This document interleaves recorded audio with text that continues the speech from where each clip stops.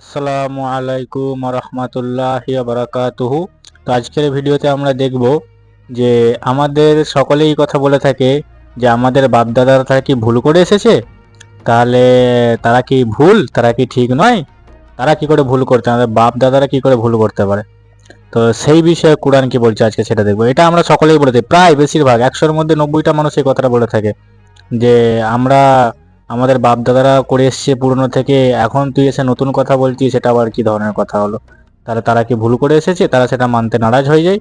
তো এই বিষয়ে কোরআন কি বলছে সেটা আজকে আমরা দেখব। তো আলহামদুলিল্লাহ, আগের ভিডিওতে আমরা 165 আয়াত পর্যন্ত কভার করেছিলাম। ইনশাল্লাহ আজকে আল্লাহর নাম নিয়ে 166 থেকে স্টার্ট করছি। إذ تبرأ الذين اتبعوا من الذين اتبعوا ورأوا العذاب وتقطعت بهم الأسباب যখন তিনি শাস্তি দেবেন, তখন এই সমস্ত নেতা ও প্রধান ব্যক্তিরা দুনিয়ায় যাদের অনুসরণ করা হতো তাদের অনুগামীদের সাথে সম্পর্কহীনতা প্রকাশ করতে থাকবে, কিন্তু শাস্তি তারা পাবেই এবং তাদের সমস্ত উপায় উপকরণের ধারা ছিন্ন হয়ে যাবে। وقال الذين اتبعوا لو أن لنا كرة فنتبرأ منهم كما تبرأوا منا كذلك يريهم الله أعمالهم حسرات عليهم وما هم بخارجين من النار। আর যেসব লোক দুনিয়ায় তাদের অনুসারী ছিল তারা বলতে থাকবে, হাই, যদি আমাদের আর একবার সুযোগ দেওয়া হতো, তাহলে আজ এরা যেমন আমাদের সাথে সম্পর্কহীনতা প্রকাশ করছে তেমনি আমরাও এদের সাথে সম্পর্কহীন হয়ে দেখিয়ে দিতাম। আল্লাহু আকবার। এভাবেই দুনিয়ায় এরা যে সমস্ত কাজ করছে সেগুলো আল্লাহ তাদের সামনে এমনভাবে উপস্থিত করবেন যাতে তারা কেবল দুঃখ ও আক্ষেপই করতে থাকবে, কিন্তু জাহান্নামের আগুন থেকে বের হওয়ার কোনো পথই খুঁজে পাবে না। আল্লাহু আকবার। কতটা ভয়ঙ্কর বিষয়। আল্লাহ কি বলছেন, যখন তিনি শাস্তি দেবেন তখন এই সমস্ত নেতা ও প্রধান ব্যক্তিরা দুনিয়ায় যাদের অনুসরণ করা হতো, নেতা ও প্রধান ব্যক্তি দুনিয়ায় যাদের অনুসরণ করা হতো মানে আমরা যাকে অনুসরণ করে চলি, আল্লাহ আর নবী সাল্লাল্লাহু আলাইহি সাল্লাম বাদে যাকে আমরা অনুসরণ করে চলি, তারা কিয়ামতের দিন সম্পর্কহীনতা দেখাবে, না আমরা তো এদেরকে চিনি না, এরা কারা, এদের সাথে আমার কোনো সম্পর্ক নেই, সম্পর্কহীনতা দেখাবে। তখন দুনিয়াতে যারা তাদেরকে অনুসরণ করত তারা বলতে থাকবে, হাই, যদি আর একবার সুযোগ দেওয়া হতো তাহলে আমরাও দুনিয়াতে তাদেরকে দেখিয়ে দিতাম।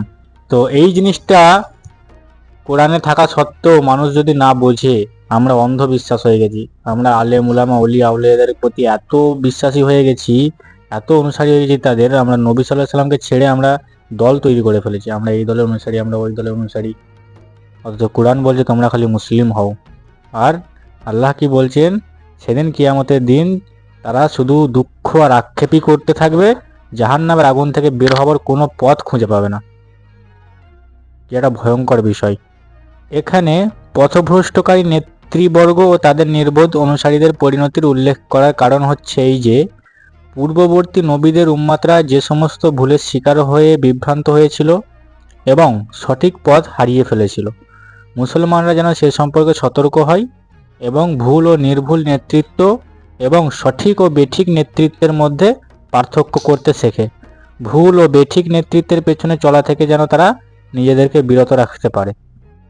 يا أيها الناس كلوا مما في الأرض حلالا طيبا ولا تتبعوا خطوات الشيطان إنه لكم عدو مبين।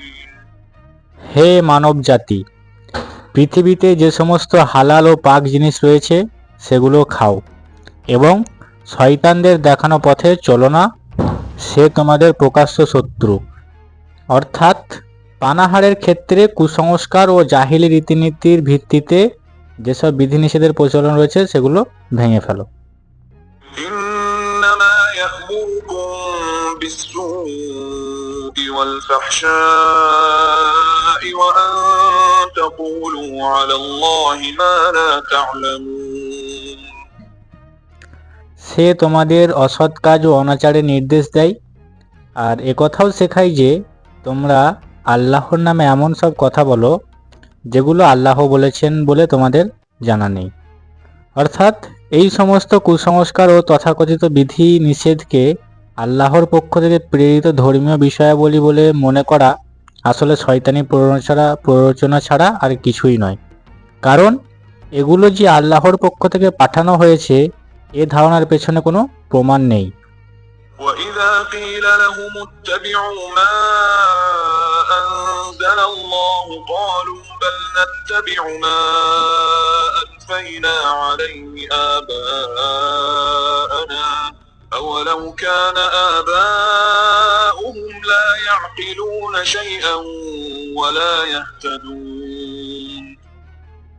তাদের যখন বলা হয় আল্লাহ যে বিধান নাজিল করেছেন তা মেনে চলো, জবাবে তারা বলে আমাদের বাপ দাদাদের যে পথের অনুসারী পেয়েছি আমরা তো সে পথেই চলব। আচ্ছা, তাদের বাপ দাদারা যদি একটুও বুদ্ধি খাটিয়ে কাজ না করে থেকে থাকে এবং সত্য সঠিক পথের সন্ধান না পেয়ে থাকে, তাহলে কি তারা তাদের অনুসরণ করে যেতে থাকবে? অর্থাৎ বাপদাদাদের থেকে এভাবেই চলে আসছে এ ধরনের খোঁড়া যুক্তি পেশ করা ছাড়া তাদের কাছে এসব বিধিনিষেধের পক্ষে পেশ করার মতো আর কোনো সরল যুক্তি প্রমাণ নেই। বোকারা মনে করে কোনো পদ্ধতির অনুসরণ করার জন্য এই ধরনের যুক্তি যথেষ্ট। ومثل الذين كفروا كمثل الذي ينعق بما لا يسمع إلا دعاء ونداء صم بكم عمي فهم لا يعقلون। আল্লাহ প্রদর্শিত পথে চলতে যারা অস্বীকার করেছে তাদের অবস্থা ঠিক তেমনই যেমন রাখাল তার পশুদের ডাকতে থাকে কিন্তু হাঁক ডাকের আওয়াজ ছাড়া আর কিছুই তাদের কানে পৌঁছায় না। তারা কালা, বোবা ও অন্ধ, তাই কিছুই বুঝতে পারে না। তো এই উপমাটির দুটি দিক রয়েছে। এক, তাদের অবস্থা সেই নির্বোধ প্রাণীদের মতো যারা এক একটি পালে বিভক্ত হয়ে নিজেদের রাখালদের পেছনে চলতে থাকে এবং না জেনে বুঝেই তাদের হাঁক ডাকের উপর চলতে ফিরতে থাকে। দুই, এর দ্বিতীয়ত দিকটি হচ্ছে তাদেরকে আহ্বান করার ও তাদের কাছে দিনের দাওয়াত প্রচারের সময় মনে হতে থাকে যেন নির্বোধ জন্তু জানোয়ারদেরকে আহ্বান জানানো হচ্ছে। তারা কেবল আওয়াজ শুনতে পারে কিন্তু কি বলা হচ্ছে তা কিছুই বুঝতে পারে না। আল্লাহ এখানে এমন অর্থবোধক শব্দ ব্যবহার করেছেন যার ফলে দুটি দিকই এখানে একই সাথে ফুটে উঠেছে। তো যারা বলে থাকে যে আমরা তাহলে আমাদের বাপদাদারা কি ভুল করে এসছে, আমরা ছোটবেলা থেকে এই জিনিসটা করে আসছি, আমার বাপকে করতে দেখেছি, আমার দাদাকে করতে দেখেছি, এত মানুষ করছে, এত লোক করছে, দুনিয়ার এত মানুষ করে, তাহলে কি তারা ভুল করছে? এই ধরনের কথাগুলো জবাব আল্লাহ এখানে দিয়ে দিলেন। তাদেরকে কিসের সাথে তুলনা করলেন? ঠিক যেমন রাখাল তার পশুদেরকে ডাকতে থাকে।